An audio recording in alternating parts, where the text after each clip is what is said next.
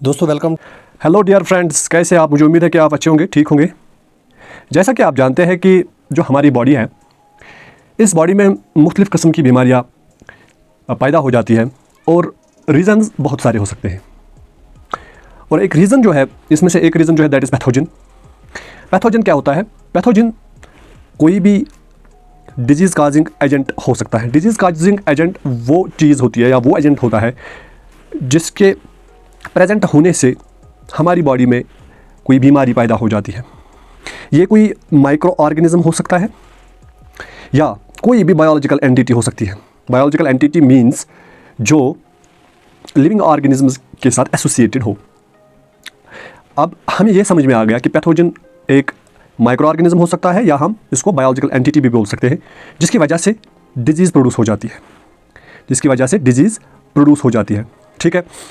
अब ये डिजीज़ जो है प्लांट्स में भी प्रेजेंट हो सकती है, यानी पैथोजेंस जो है वो प्लांट्स को भी अटैक कर सकते हैं और इन प्लांट्स में डिजीज़ जो है वो हो सकती है।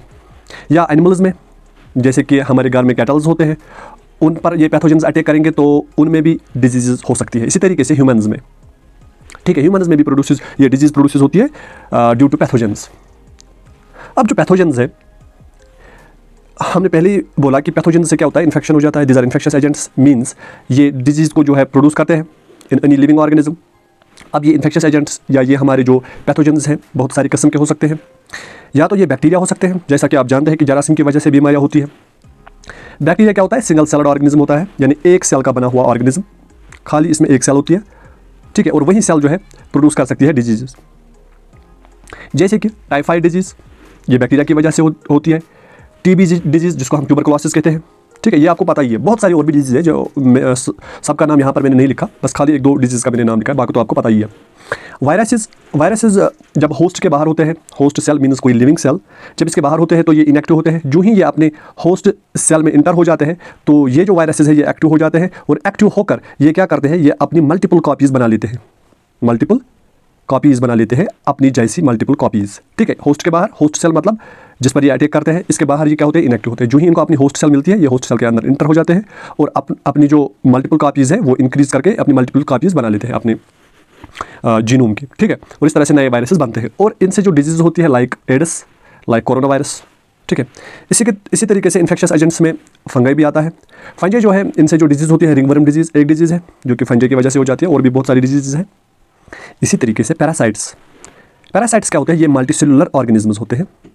ठीक है, मल्टीसेलुलर ऑर्गेनिज्म्स होते हैं और इनसे भी क्या होती है, डिजीज़ होती है। कुछ पैरासाइट जो है अपने होस्ट के बॉडी पर प्रेजेंट होते हैं, बॉडी के ऊपर प्रेजेंट होते हैं, जिसको हम बॉडी सरफेस कहेंगे। बॉडी सरफेस के ऊपर ये प्रेजेंट होते हैं और अपना जो न्यूट्रिशन है, शेल्टर है, वहाँ से हासिल करते हैं। ठीक है, इसमें आपकी जो एग्जाम्पल है दैट इज़ लाइस का तो आपको पता ही होगा। हमारी बॉडी के सरफेस पे ये प्रेजेंट होती है और इनसे जो डिजीज़ होती है उनको हम पेडिकुलोसिस कहते हैं। कुछ ऐसे भी पैरासाइट्स हैं जो आपके बॉडी के अंदर रहते हैं, जिनको हम एंडोपैरासाइट्स कहते हैं। एंडोपैरासाइट्स आपके बॉडी के अंदर रहते हैं, विद इन द बॉडी, जैसे कि राउंड वर्म से जो डिजीज़ होती है उसको हम एस्केरिसिस कहते हैं। ठीक है, अब ये तो हो गए बैक्टीरिया, वायरसेस, फंजाई, पैरासाइट्स। आपको पता ही होगा वायराइड्स भी जो है ये क्या होते हैं, ये नेकेड आरएनए होते हैं। ये लिविंग ऑर्गेनिज्म्स नहीं होते हैं, लेकिन ये ऐसे आरएनए मॉलिक्यूल्स होते हैं जिनसे इन्फेक्शन हो सकता है। एक डिजीज़ है जो वायराइड्स की वजह से होती है, जिसको हम पोटैटो स्पिंडल ट्यूबर डिजीज़ कहते हैं। ये वायराइड्स की वजह से होती है। वायराइड्स क्या होते हैं? Naked RNA molecules. दोस्तों, क्या आपने ये सुना है कि एक और इन्फेक्शियस एजेंट है जिसकी वजह से जो है डिजीज़ हो सकती है, जिसको हम प्रायन कहते हैं। प्रायन एक मिसफोल्डेड प्रोटीन होता है। अभी तक हमने सुना था लिविंग ऑर्गेनिज्म्स की वजह से डिजीज़ होती है, ये भी हमने सुना कि वायराइड्स की वजह से डिजीज़ हो सकती है, लेकिन ये आपको नई टर्म लग रही होगी कि प्रायन्स, और वो भी मिसफोल्डेड प्रोटीन्स, और इनसे डिजीज़ होती है। बिल्कुल सही आपने सुना, प्रायन्स भी इन्फेक्शियस एजेंट्स हो सकते हैं और इनकी वजह से डिजीज़ फैल सकती है। ठीक है, ये डिजीज़ कॉज कर सकते हैं। ठीक है, अब ये प्रायन्स होते क्या है? प्रायन्स मिसफोल्डेड प्रोटीन्स होते हैं, यानी प्रोटीन होता है लेकिन इसकी जो फोल्डिंग होती है वो सही तरीके से नहीं हो पाती है। ये मतलब जो इसका नेचुरल नॉर्मल फोल्डिंग थी वो नहीं हो पाती है।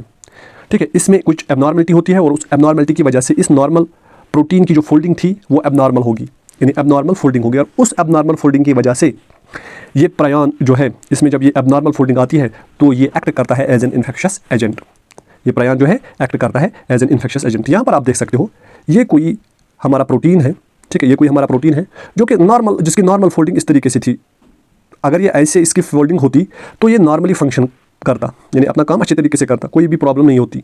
लेकिन जो ही इसकी फोल्डिंग में जो है एबनॉर्मल फोल्डिंग हो जाती है तो ये कुछ इस तरीके से शेप बना लेता है, जो कि एबनॉर्मल फोल्डिंग है। ठीक है, जब नॉर्मल था तो नॉर्मल फंक्शन करता था, लेकिन जब एबनॉर्मल फोल्डिंग होगी तो ये एबनॉर्मल फंक्शन करेगा। ठीक है, और ये देखा गया है कि जो पायन्स होते हैं जब ये नॉर्मल फंक्शन कर लेते हैं तो इनका जो सेकेंडरी स्ट्रक्चर होता है दैट इज अल्फा हेलिक्स। यहाँ पर आपको डीप जाने की जरूरत नहीं है, बस यहाँ पर आपको याद रखना है कि अल्फा हेलिक्स स्ट्रक्चर होता है इनकी नॉर्मल फोल्डिंग में। लेकिन जब इसकी एबनॉर्मल फोल्डिंग होती है तो ये एबनॉर्मल फोल्डिंग में बीटा शीट्स बना लेता है। अल्फा हेलिक्स उतने स्टेबल नहीं होते हैं जितना बीटा शीट्स होते हैं। दूसरा पॉइंट, अल्फा हेलिक्स जो है ये डिग्रेडेबल है, इनको डिग्रेड किया जा सकता है चाहे हीट की वजह से चाहे केमिकल्स की वजह से। लेकिन जो बीटा शीट्स है ये इतने स्टेबल होते हैं कि इनको आप हीटिंग की वजह से, अगर आप नॉर्मल हीटिंग जो आपकी बॉडी टेम्परेचर होती है, मतलब बॉडी टेम्परेचर होता है उसकी मतलब उस टेम्परेचर पे ये जो है रेजिस्टेंट होते हैं और कोई भी केमिकल इनके खिलाफ जो है नहीं लड़ सकता, और रेडिएशन की वजह से भी आप इनको डिग्रेड नहीं कर पाओगे। इतने स्टेबल या इतने रेजिस्टेंट ये होते हैं कि आप हीट की वजह से, आप केमिकल्स की वजह से, आप रेडिएशन की वजह से इनको इनस्टेबल नहीं बना सकते। ठीक है, तो आपको यहाँ पर ये पॉइंट याद रखना होगा कि नॉर्मल फोल्डिंग में अल्फा हेलिक्स प्रेजेंट होता है, और जब ये प्रोटीन एबनॉर्मल प्रोटीन बन जाता है, यानी इसमें एबनॉर्मल फोल्डिंग आ जाती है, तो इसमें ज़्यादातर बीटा शीट्स पाए जाते हैं।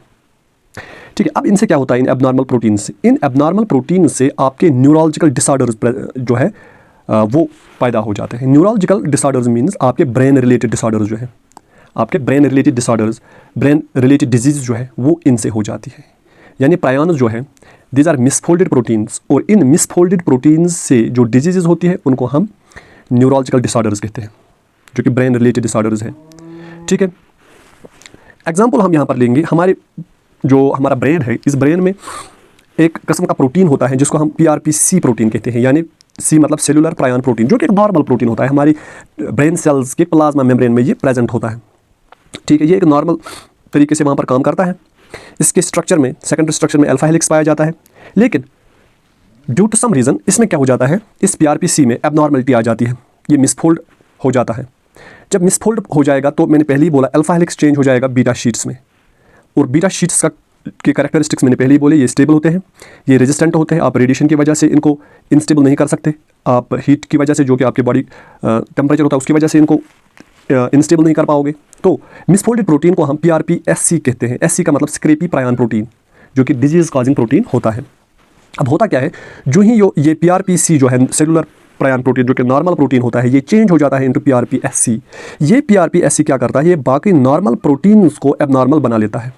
जैसे कि यहाँ पर PRPC नॉर्मल था, इस PRPC को इसने एबनॉर्मल कर दिया। ठीक है, यानी ये PRPSC जो ये था मिसफोल्डेड प्रोटीन, इसने नॉर्मल प्रोटीन को, दूसरे नॉर्मल प्रोटीन को एबनॉर्मल बना दिया। फिर ये एबनॉर्मल प्रोटीन किसी और नॉर्मल प्रोटीन को क्या करेगा, एबनॉर्मल बनाएगा। इस तरीके से ये चेन ऑफ रिएक्शन चलती जाएगी, और इस तरीके से क्या होगा, एक्युमुलेशन हो जाएगी, एक ऐसा स्ट्रक्चर बनेगा जिसकी एक्युमुलेशन हो जाएगी, एक बड़ा स्ट्रक्चर बन जाएगा। ठीक है, और ये हमारी ब्रेन सेल्स के बाहर एक्स्ट्रा सेलुलर मैट्रिक्स में हो जाता है, ये वहाँ पर जो है एक्युमुलेट होता है। हमारी जो ब्रेन सेल्स के बाहर एक्स्ट्रा सेलुलर मैट्रिक्स होता है, ECM का मतलब एक्स्ट्रा सेलुलर मैट्रिक्स, उस एक्स्ट्रा सेलुलर मैट्रिक्स में ये एक्युमुलेट होते हैं। एक्स्ट्रा सेलुलर मैट्रिक्स में ये क्या हो जाते हैं, एक्युमुलेट। अब एक्युमुलेट हो गए, उसकी वजह से क्या होगा, ये जब एक्युमुलेट होते हैं तो ये कुछ ऑक्सीजन रेडिकल्स जो है रिलीज़ करते हैं, और उन ऑक्सीजन रेडिकल्स की वजह से क्या हो जाता है, उन ऑक्सीजन रेडिकल्स की वजह से जो हमारे ब्रेन टिश्यूज़ होते हैं उनमें पोर्स पैदा हो जाते हैं, छोटे छोटे होल्स प्रेजेंट, उनके मेम्ब्रेन्स में होल्स आ जाते हैं। जब होल्स पैदा होंगे तो हमारी ब्रेन में डिफरेंट किस्म की डिजीज़ पैदा होंगी। ठीक है, तो न्यूरोलॉजिकल डिसऑर्डर्स इनसे पैदा होते हैं ड्यू टू दीज प्रायन्स। ये क्या करते हैं, ऑक्सीजन रेडिकल्स जो है ये रिलीज़ करते हैं, और उनकी वजह से हमारी ब्रेन टिश्यूज़ में होल्स पैदा हो जाते हैं। ठीक है, यहाँ तक। और एक एग्जांपल हम देंगे, जैसे कि एमाइलॉइड बीटा प्रोटीन। ये एमाइलॉइड बीटा प्रोटीन जो है ये 42 अमीनो एसिड्स का बना हुआ होता है। ठीक है, ये एमाइलॉइड बीटा प्रोटीन एक सेगमेंट होता है, यानी किसी और प्रोटीन का छोटा सा टुकड़ा होता है। किस प्रोटीन का ये छोटा सा टुकड़ा होता है, ये एक बड़े प्रोटीन का, जिसको हम एमाइलॉइड बीटा प्रिकर्सर प्रोटीन, जो कि 771 अमीनो एसिड्स का बना हुआ होता है, उससे ये छोटा सा टुकड़ा निकाला जाता है, बाहर निकाला जाता है, उससे एक छोटा सा टुकड़ा जिसको हम एमाइलॉइड बीटा प्रोटीन कहते हैं। यानी एक बड़े से प्रोटीन से एक छोटा सा टुकड़ा बाहर निकाला जाता है जिसको हम एमाइलॉइड बीटा प्रोटीन कहते हैं, और इस बड़े टुकड़े को हम एमाइलॉइड बीटा प्रिकर्सर प्रोटीन कहते हैं, जो कि 771 अमीनो एसिड्स का बना हुआ होता है, और ये छोटा सा टुकड़ा 42 अमीनो एसिड्स का बना हुआ होता है। अब ये क्या करता है, ये जो हमारा नॉर्मल एमोलाइड बीटा प्रिकर्सर प्रोटीन होता है जो 771 अमीनो एसिड्स का बना हुआ होता है, ये एबंडेंट होता है हमारी न्यूरॉन्स में, जो हमारी नर्व सेल्स होती है वहाँ पर ये ज़्यादा पाया जाता है। और ये एक सिंगल पास मेम्ब्रेन प्रोटीन होता है। सिंगल पास मेम्ब्रेन मतलब जो आपकी सेल्स का प्लाज्मा मेम्ब्रेन है, यहाँ पर आप देख सकते हो ये आपकी सेल्स का प्लाज्मा मेम्ब्रेन है। इस प्लाज्मा मेम्ब्रेन को ये एक बार जो है पार करेगा, ठीक है, ट्रांस मेम्ब्रेन, यानी मतलब एक बार पार करेगा, तो इसको हम कहते हैं सिंगल पास ट्रांस मेम्ब्रेन। यहाँ पर आप देख सकते हो एक बार इसको क्या कर रहा है, पार कर रहा है इस प्लाज्मा मेम्ब्रेन को। प्लाज्मा मेम्ब्रेन क्या होता है, बाइलेयर होता है, यानी 2 लेयर्स का बना हुआ बाइलेयर, लिपिड बाइलेयर होता है ये, ठीक है। यहाँ पर आप देख सकते हो this is the amyloid beta precursor protein, और इसने एक बार जो है क्या किया है, ये एक बार इसको पास किया है प्लाज्मा मेम्ब्रेन को। यहाँ पर आप देख सकते हो प्लाज्मा मेम्ब्रेन में लिपिड बाइलेयर होता है, ये एक लिपिड लेयर और ये दूसरा लिपिड लेयर, ठीक है। ये मान लीजिए आप ये जो है ये एक्स्ट्रा सेलुलर मैट्रिक्स है यहाँ पर, और ये जो है ये सेलुलर या हम कहेंगे साइटोप्लाज्मिक मैट्रिक्स, ठीक है, ये साइटोप्लाज्म है। तो ये हो गया हमारा लिपिड बाइलेयर का एक्स्ट्रा सेलुलर फेस, और ये हो गया साइटोसॉलिक फेस, ठीक है। अब जो हमारा एमोलाइड बीटा प्रिकर्सर होता है ये एक बार इस प्लाज्मा मेम्ब्रेन को क्रॉस करता है, ठीक है। कुछ सेगमेंट आप यहाँ पर देख सकते हो जो है embedded with in the plasma membrane होता है, और कुछ सेगमेंट इस प्रोटीन का एक्स्ट्रा सेलुलर मैट्रिक्स की तरफ होता है, और थोड़ा सा जो सेगमेंट है वो साइटोप्लाज्म मेम्ब्रेन में प्रेजेंट होता है, ठीक है। इसी एमोलाइड बीटा प्रिकर्सर प्रोटीन में एक छोटा सा टुकड़ा जिसको हम एमोलाइड बीटा सेगमेंट कहते हैं, जो 42 अमीनो एसिड्स का बना हुआ होता है, ये टुकड़ा यहाँ पर पाया जाता है, ठीक है। यानी इस टुकड़े में से कुछ प्लाज्मा मेम्ब्रेन के बाहर होता है यहाँ से लेकर यहाँ तक, और थोड़ा सा हिस्सा जो है प्लाज्मा मेम्ब्रेन के अंदर होता है, ये partly with in the membrane और कुछ हिस्सा partly outside the plasma membrane. अब प्रायन बनाने के लिए हमें ये अल्फा, ये जो हमारा एमोलाइड बीटा सेगमेंट है, इसको बाहर निकालना होगा इससे, ठीक है।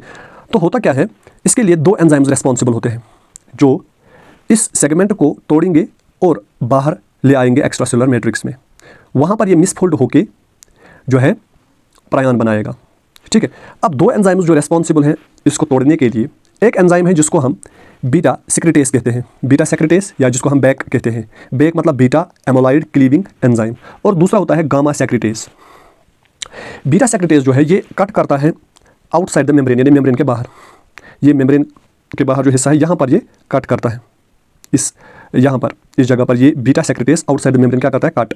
और दूसरा जो हमारा गामा सेक्रेटेस है, ये गामा सेक्रेटेस जो है ये कट करता है with in the plasma membrane, यहाँ पर इस सेगमेंट पर, यहाँ पर ये कट करता है। तो इस तरीके से हमारा जो एमोलाइड बीटा सेगमेंट है ये रिलीज होता है, इतना सा टुकड़ा हमारा रिलीज होता है, यहाँ पर आप देख सकते हो, due to the action of 2 enzymes, one is beta secretase और another is gamma secretase. Beta secretase outside the membrane cut करता है जो मैंने अभी बोला, और gamma secretase within the plasma membrane इस प्रोटीन को कट करता है, और इस तरीके से हमारा जो है alpha amyloid beta protein segment produce हो जाता है, जो कि 42 अमीनो एसिड्स का सेगमेंट होता है, ठीक है। अब ये जब रिलीज किया जाता है आउटसाइड द सेल यानी एक्स्ट्रा सेलुलर मैट्रिक्स में, तो पहले ये क्या होता है, ये होता है अल्फा हेलिक्स, ये होता है अल्फा हेलिक्स, और जो ही इसको क्या किया जाता है, रिलीज किया जाता है into the extracellular matrix, ये अल्फा हेलिक्स चेंज होता है इनटू बीटा शीट्स, जिसके कैरेक्टरिस्टिक्स हमने पहले ही बोले कि beta sheets are more stable than alpha helix, और इनको तोड़ने के लिए बहुत सारी हीट प्रेजेंट होनी चाहिए, जो कि हमारी बॉडी में नहीं होती है, उतनी हीट प्रेजेंट नहीं होती है, ठीक है। इसलिए ये स्टेबल होते हैं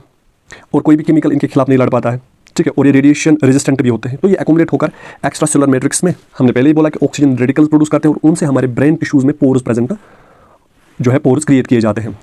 अब जब ये एमोलाइड बीटा प्रोटीन्स एक्यूमुलेट होते हैं किसमें, हमारे एक्स्ट्रा सेलुलर मैट्रिक्स में, ये क्या करेंगे, नॉर्मल प्रोटीन्स को चेंज करेंगे इनटू एबनॉर्मल प्रोटीन्स, यानी नॉर्मल प्रोटीन्स जिनमें अल्फा हेलिक्स होता है उनमें क्या आ जाएगी, एबनॉर्मलिटी आएगी, यानी उनमें बीटा शीट्स पैदा होंगे। बीटा शीट्स जो ही इनमें आ जाएंगे तो ये एबनॉर्मल प्रोटीन बनेगा, ये फंक्शन जो है नॉर्मली नहीं करेगा, और इस तरीके से चेन ऑफ रिएक्शन चलती जाएगी, और इस तरीके से एक्युमुलेशन होगी इन प्रायन्स की, ठीक है।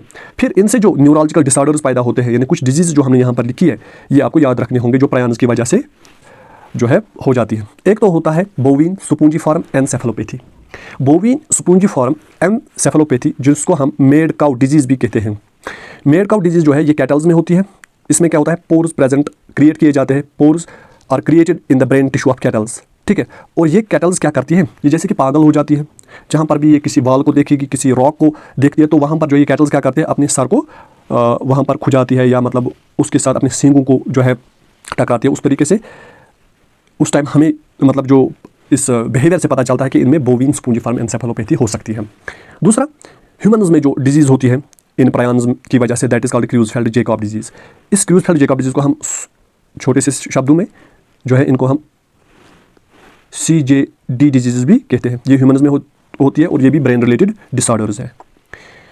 और तीसरी एक डिजीज़ जो ह्यूमन्स में होती है that is crew disease. Crew disease को पहली बार जो है इसको देखा गया 4 ट्राइब में। 4 ट्राइब जो है ये पापाया न्यू गानिया है वहाँ पर पाया गया है। वहाँ पर जो ये 4 ट्राइब है इनमें क्या देखा गया, ये रिचुअल कैनिबलिज्म करते थे। यानी कैनिबलिज्म मतलब ये इंसान को ही खाते थे। जब इनके कोई वहाँ पर डेड बॉडी प्रेजेंट होती थी, कोई मरता था तो उसको वही खाते थे, उसके खासकर उसके ब्रेन को ये 4 ट्राइब जो है वो खाते थे। ठीक है, अगर उस इंसान में जो मर गया है अगर उसमें ये प्रायन डिजीज़ होगी तो उससे क्या होगा, जब ये उसके टिश्यू खाए, उसके ब्रेन के टिश्यू खाएंगे तो नॉर्मल जो इंसान है जो ये ब्रेन टिश्यूज़ जिन्होंने ये खाए उनमें ये जो ब्रेन रिलेटेड डिसऑर्डर्स है जो प्रायन्स की वजह से उनमें फैल जाते थे। क्योंकि इन्होंने क्या खाया, इन्होंने वो ब्रेन टिश्यू खाया जिसमें इन्फेक्शन था प्रायन का, तो इनकी बॉडी में भी ये प्रोटीन, ये प्रायन, ये एबनॉर्मल प्रोटीन आ गया। और जो ही इनकी बॉडी में आ गया ये इनकी ब्रेन में जो है एक्युमुलेट होता है और वहाँ पर जो इनके नॉर्मल प्रोटीन्स हैं उन नॉर्मल प्रोटीन्स को ये क्या करते थे, एबनॉर्मल बनाते थे और उनमें ये फैल जाता था। और इसकी वजह से इनमें एक बिहेवियरल कैरेक्टरिस्टिक ये भी देखा गया, जिनमें ये क्रू डिजीज़ होती है ये हंसते रहते हैं और अचानक इनमें जो है लाफिंग हो जाती है। ठीक है, क्योंकि इनके कंट्रोल में नहीं होता है, इसको लाफिंग डिजीज़ भी कहते हैं। और ये भी देखा गया कि ये इतनी लाफिंग इनमें होती है, इतना ये हंसते हैं कि इस हंसने की वजह से ही ये मर जाते हैं। ये उस लाफिंग को कंट्रोल ही नहीं कर पाते, इसलिए इसको लाफिंग डेथ भी कहते हैं। तो मुझे यकीन है कि जो ये आज का लेक्चर है आपको पसंद आया होगा और कमेंट्स में ज़रूर लिख लीजिए कि आपको ये जो है ये लेक्चर कैसा लगा। बाकी वस्सलाम, थैंक यू।